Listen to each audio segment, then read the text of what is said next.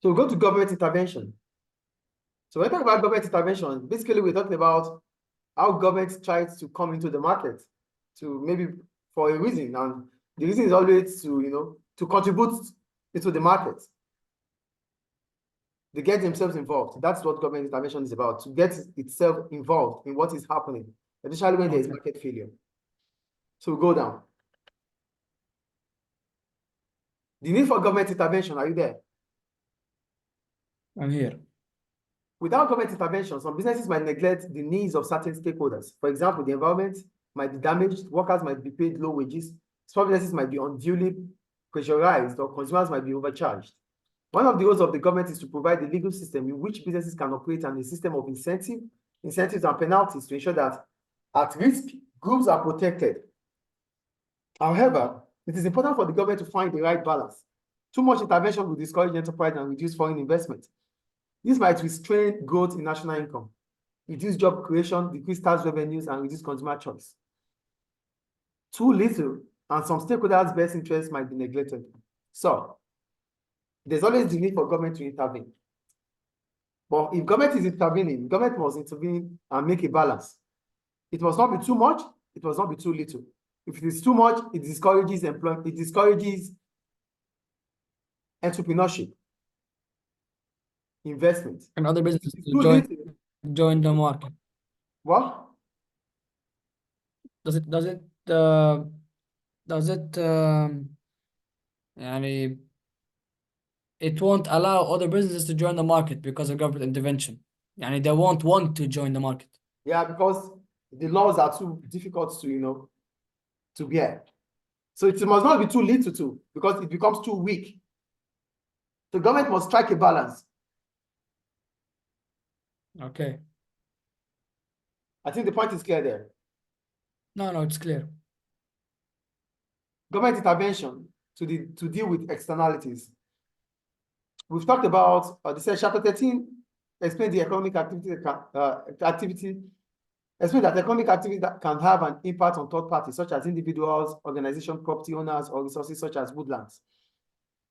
For example, a business might clear 200 hectares of rainforest to provide more grassland to rear cattle.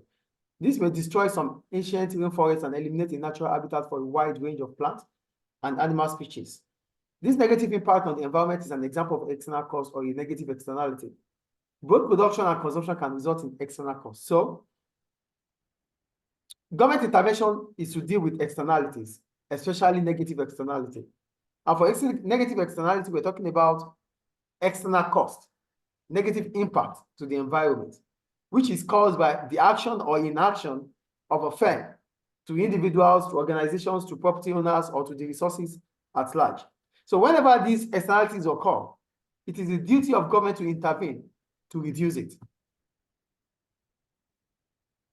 Okay. So it is also possible for economic activity to generate benefit to third parties. For example, if a business sets up a waste recycling operation, this is likely to encourage recycling. This will benefit the environment and the economy in general, since a greater quantity of resources will be reused. These are called external benefits or positive externalities. In many countries, the government is likely to use a range of measures to reduce external costs and provide external benefits. This could include taxes, subsidies, fines, regulation, and pollution permits. The nature, advantage, and disadvantage of these measures are discussed in details.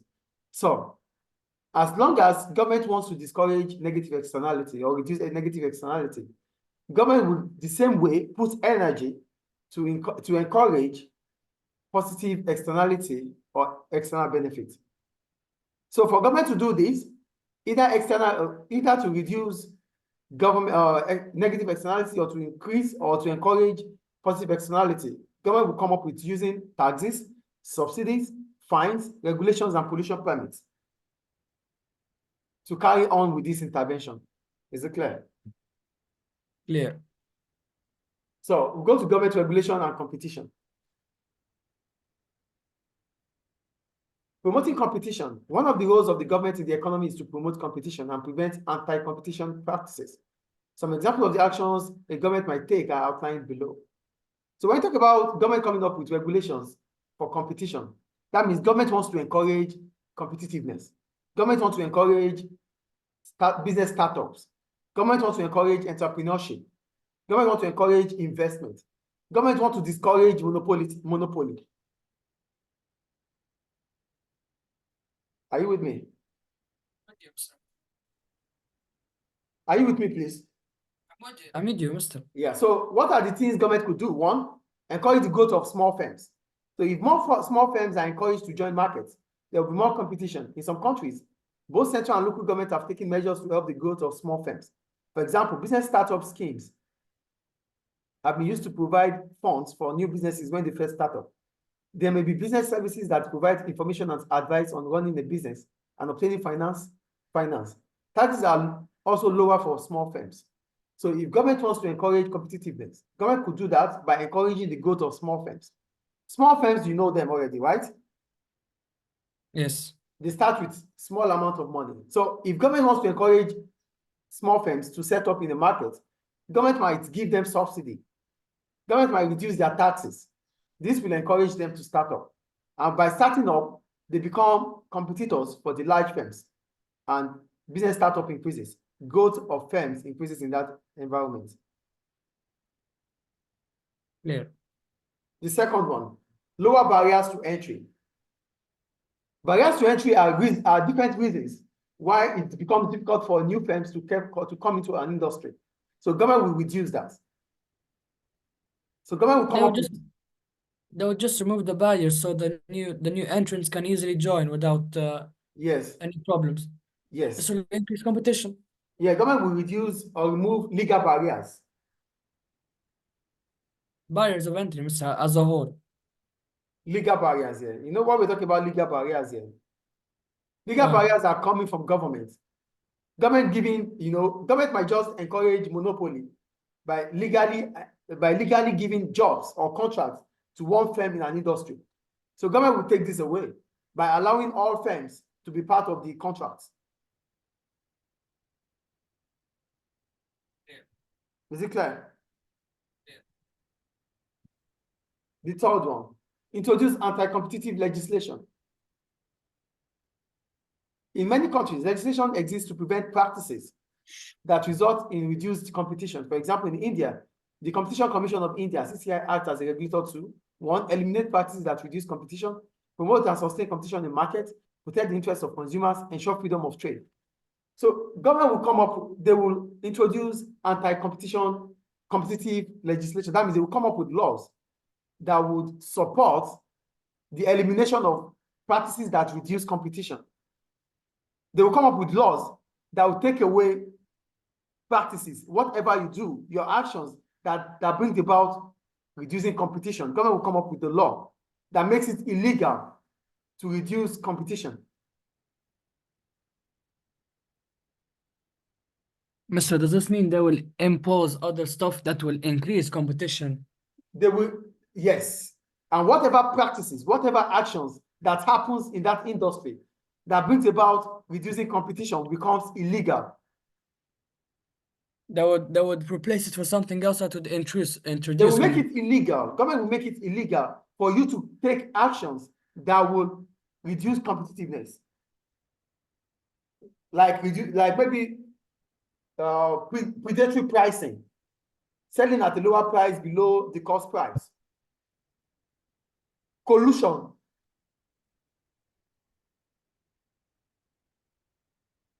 Mister, if you did these, what would happen? If you use penetration pricing, stuff like this. I'm not saying penetration, predatory. Predatory pricing. Yeah. What would happen if you did this stuff? It becomes illegal. I know it's illegal. You would get fined, or would there be You'll be sanctioned. Would there be a more severe punishment? You'll be sanctioned, yeah. From the market completely. That will be decided by the government. That will be decided by what the constitution of the country say, not me. Okay. What we need to know is that it becomes illegal to do such. So the punishment, the sanction will be decided by the constitution of the country. Because each country has their own constitution. All right, it's clear, okay. All right. Government will encourage the promotion and sustainment of competition in markets. Government will allow a lot of businesses to set up without stopping anyone.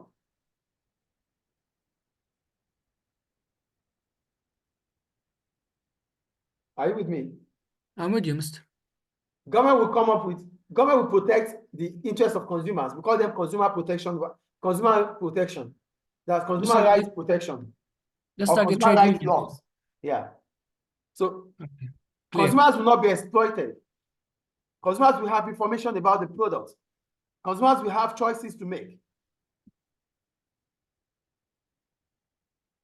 They will know what they are purchasing before purchasing it. They will not be exploited. Yes. Clear. Ensure freedom of trade. Government will allow anybody to buy or sell without any restriction. Clear. So another way which government can reduce or can intervene is through limiting the power of monopoly. The power of monopoly. Yes. Okay. If monopolies exist in markets, they need to be carefully monitored. Without government intervention, the temptation to exploit consumers may be too great for some organizations. In many countries, there is an appointed body that is responsible for overseeing monopolies. For example, in China, the State Administration for Industry and Commerce, SAIC, is responsible for developing and enforcing legislation related to the administration of industry and commerce in the country. It has many divisions, one which is the Anti-Monopoly and Anti-Unfair Competition Enforcement Bureau. In 2016, SAIC found that Tetra Pak, the Swiss packaging firm, had broken anti-monopoly regulations. It was discovered to be abusing its monopoly status by forcing customers to purchase packaging materials. Tetra Pak has also been prevented other suppliers from providing materials to its rivals. Tetra Pak was fined $97 million. In some countries where a whole industry is dominated by just one or a few very powerful firms, a special industry watchdog is set up to monitor their activities. So what they're saying is this: monopoly might happen in some countries. And if there is monopoly within some country, it is the duty of government to intervene, to set a watchdog to monitor the affairs of these monopolies so that they don't exploit customers. So they would make it an oligopoly. No, government will not make it oligopoly. Both They oligopoly would, and monopoly are something that government would want to watch because both of them might exploit customers. no, Mr. I mean that they don't want it to be a monopoly because they're going to be exploiting the customers. Both oligopoly and monopoly can exploit customers. So what would they do then, Mr.? Government will watch them. Government will watch their affairs. Government will monitor what they do by making sure they do not collide. For oligopoly, by making sure they do not collide, and for monopoly, by making sure that they do not exploit consumers by charging higher prices. So, Mr., they will just monitor them, that's it. When you monitor people, you check and balance what they do. That is what it means. You check and balance. Check and balance, okay.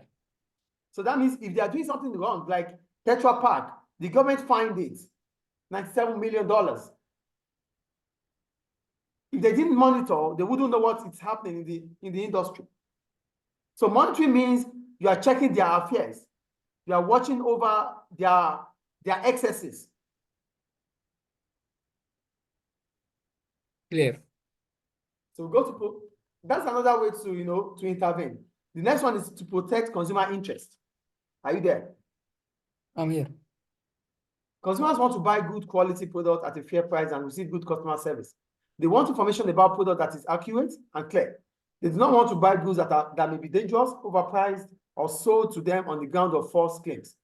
Without government intervention, some firms may exploit consumers by using anti-competitive practices or restrictive practices. This might include, without government intervention, consumers might not be able to buy quality products. They might not be able to buy at a fair price. They might not be able to get information regarding the product. They might be exploited.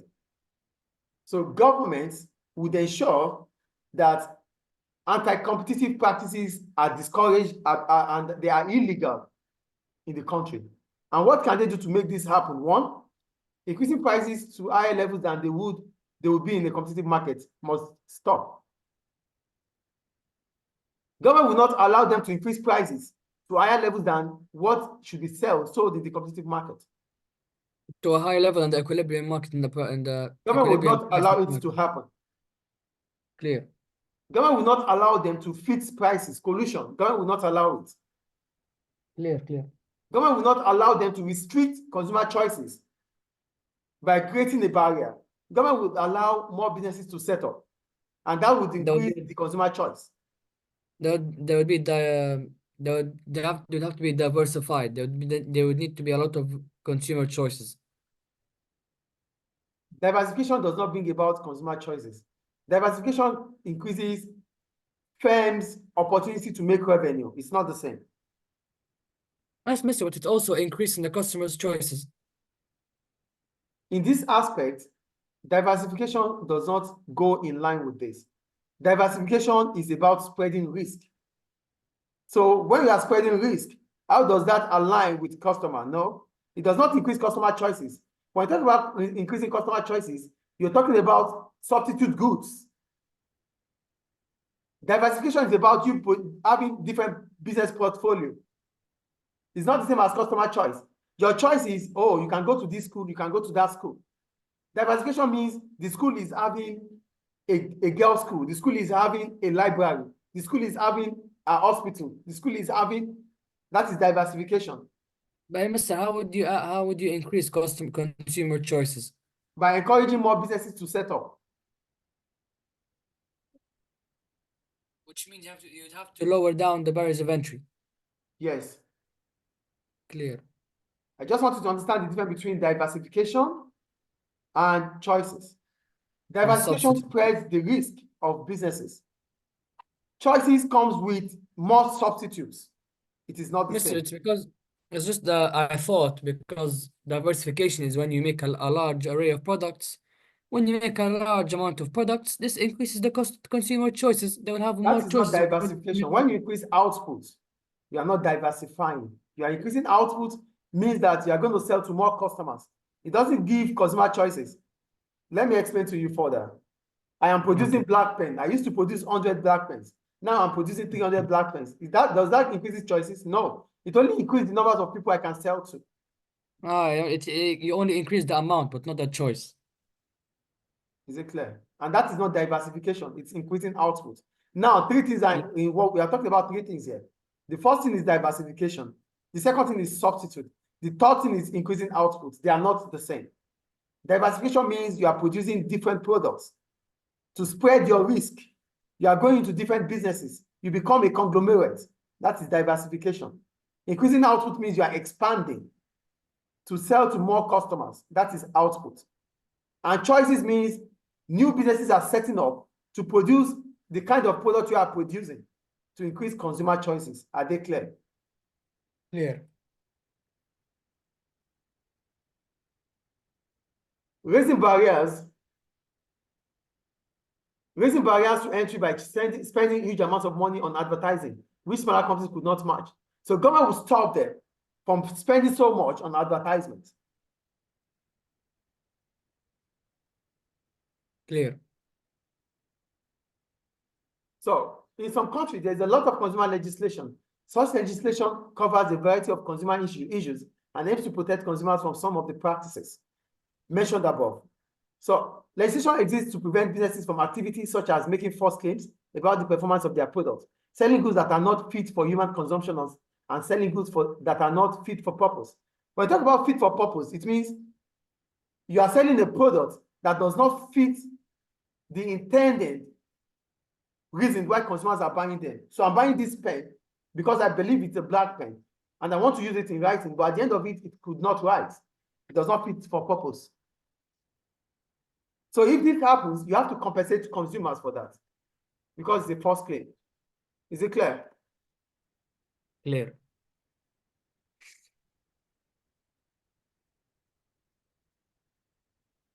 So go to fair trade issues covered by legislation. We're talking about things that government would come up with laws to make everything fair. And when we talk about fair, that means nobody is exploiting no one.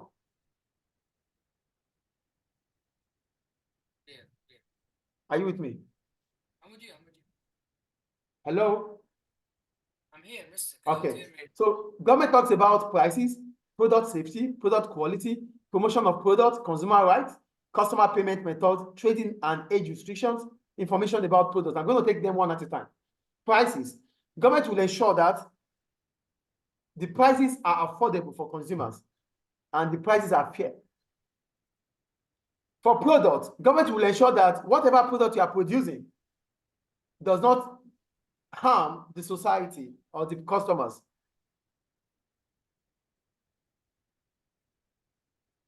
Clear.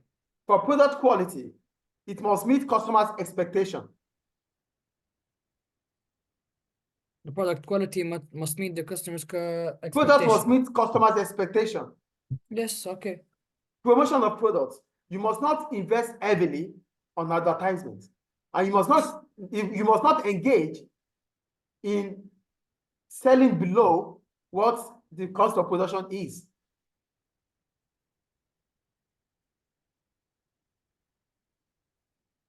Clear. Consumer rights. Consumers must be able to get information needed. Consumers must not be given false claims. They must have What do you mean? information about whatever they are buying. What And do you mean first they must claim? have the opportunity to choose from different variety.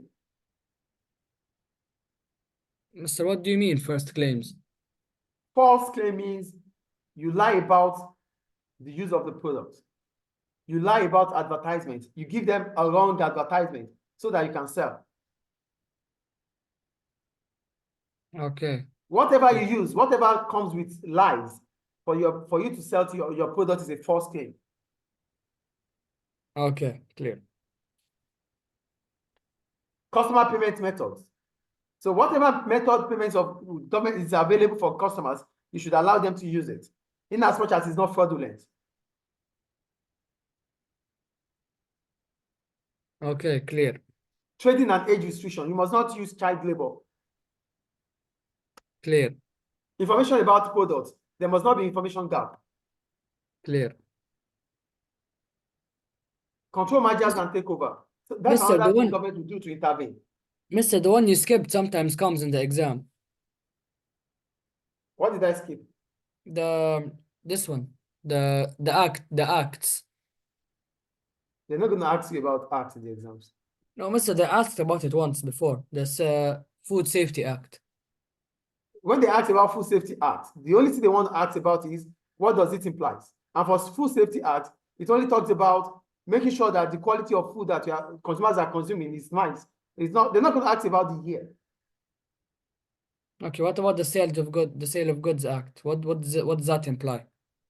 Selling the right quality of good that fit for purpose. You must not force claim. That is all I've said before. That's So it. whatever I've said in the fair trade here is about what is being said about here. For the Food Safety Act 1990, who uses it anymore? This is for UK. But what we know about Food Safety Act is that whatever we are eating, whatever we are consuming, must not be detrimental to our health. Okay, And whatever clear. we are selling must be of good quality and fit the purpose. I don't think there's any big deal about that. No, it's clear. Okay. Control mergers and takeovers. In order to ensure that markets remain competitive, government often monitor mergers and takeovers. Mergers and takeovers usually result in a reduction of competition in the market. Consequently, large markets or takeovers are likely to be investigated by government bodies. So I'm just going to explain what is being said here. What they are saying is this. Another way, because when there's integration means merger or takeover. When there's integration, the quantity supplied in the market would reduce. That means numbers of competitors would fall. We have 7 firms or we have 10 firms in the industry. 2 firms have come together to merge or to be acquired. It reduces the number of firms in the industry, yes or no? Yes. A lot of businesses do this to reduce consumer choices so that they can increase prices. So they will force the consumers to purchase from specific firm. So government monitors, controls mergers and takeover to ensure that they are free and fair. Free and fair. Okay. We move on. Oh, sorry, my time is up. Okay, Mr. Do you want to continue this one tomorrow or? Let me see. It depends on. No, let me finish it. I'll finish it, okay? Okay.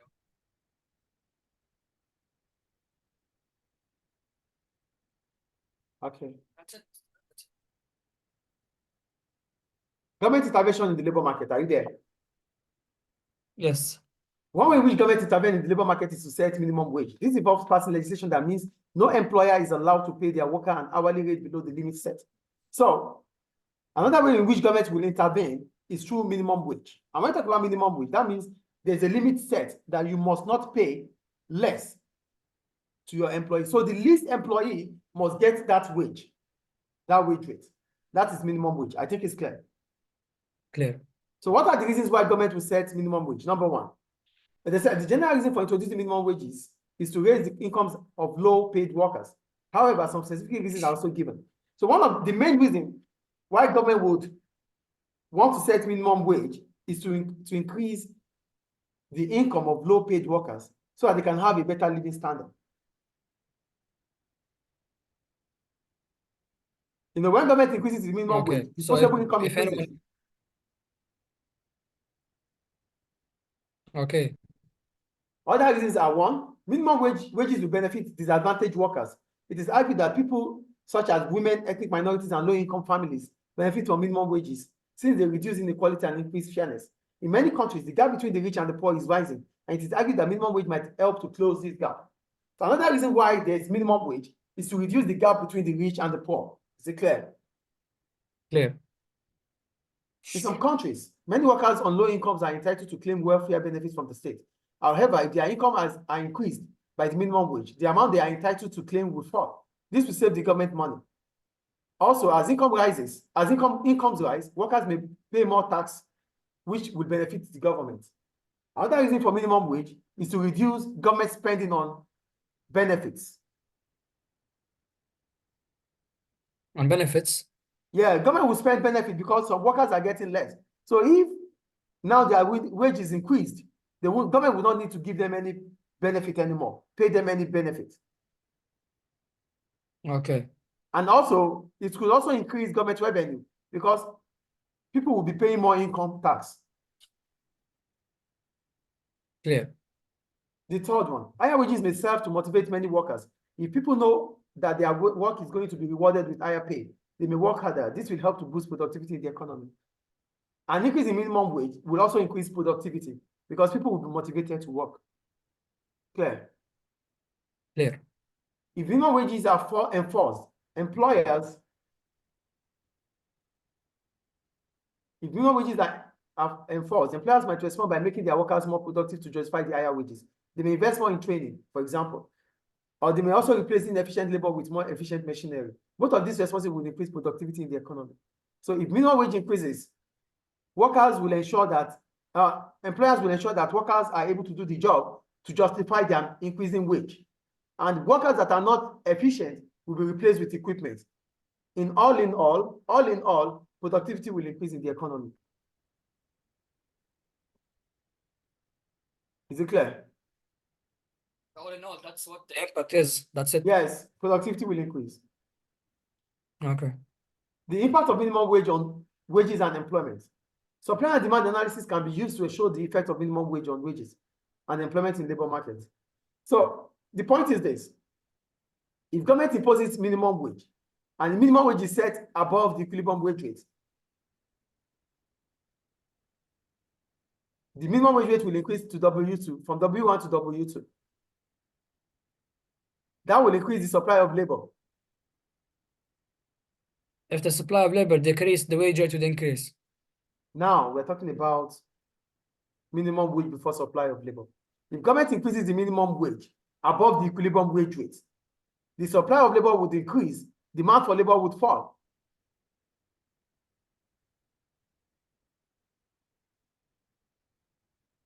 Oh, the demand will fall. So that means workers will receive more. Yes or no? Yes. the numbers of workers employed would fall, would reduce from QL1 to QL2. Do you get it, please? Yes, yes. The impact is this: if government sets minimum wage rate above the equilibrium wage rate, the supply of labor would increase, but the quantity of labor supplied to the quantity of labor demanded in the market would fall.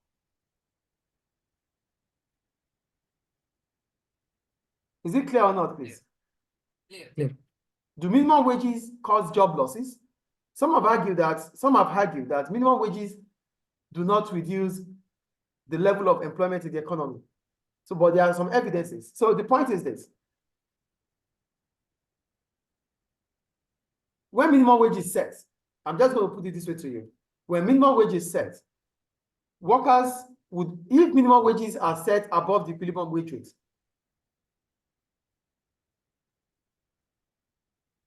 if minimum wage is set above the equilibrium wage rate, the supply of labor would increase. But will firms be willing to employ more workers? That is the point. No. What? No, they shouldn't, right? They wouldn't, because Yes, it will reflect in their profits. Yes. The only way out is if, one, they are able to pass the cost on consumers. If labor productivity is increasing, or if they are able to find a way of reducing their cost of production, not cost of wages. The supply for workers will increase, but the businesses will not be willing, they will not have the incentive to employ them. So it depends on the situation of the firms. If the situation of the firm is favorable, it will not lead to job losses. But if it is not favorable, it will lead to job losses. Is it clear? Clear. We go to the multiple choice question. The introduction of a minimum wage in labor market will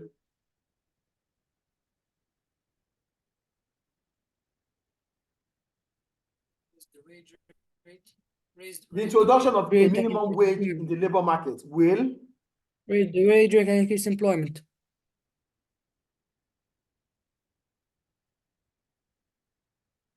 Will what? Raise the wage rate and increase employment. And increase what? Employment. No, it will increase unemployment. Oh, unemployment. Yes, the wage rate is set above the equilibrium wage rate. Oh yes, they won't get new recruits. They won't recruit any new employees. So the answer is Yes. C. Please always check your answers very well, because the options are always the same, always looking at like the same. Yes, Mr. It's similar. It's fine, it's okay. Question 2. Which of the following is an example of anti-competitive practice? Anti-competitive practice. Price fixing. D. Great. So that ends the chapter. Yes. So have a great day. Mister, should I? Do you have any question? No, Mister. Okay. Go down to the next page, Mister. Yes. Should I do these questions instead of the case studies? Okay, it's fine. Okay. Yeah, sure, it's fine.